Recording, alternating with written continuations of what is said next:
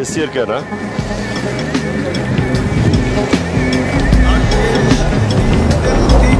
अगर आपको यहाँ रहना पड़ जाए, हाँ, रहेंगे?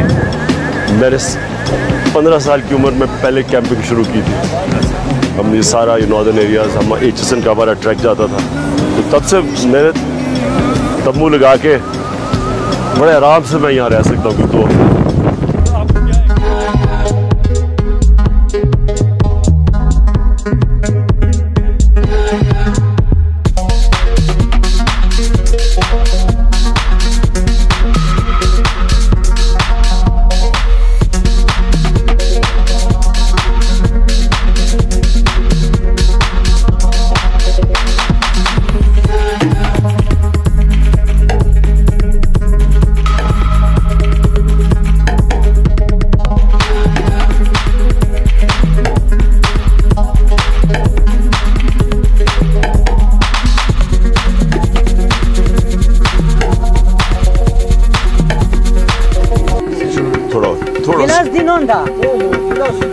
बस बस बस।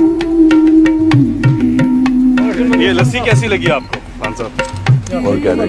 ऑर्गेनिक लस्सी, यानी कि सही लस्सी है। आपको भी बड़ा शौक, कोई मिलावट नहीं है। घर में काफी ऑर्गेनिक बंदोबस्त किया हुआ है, तो you are feeling like home है।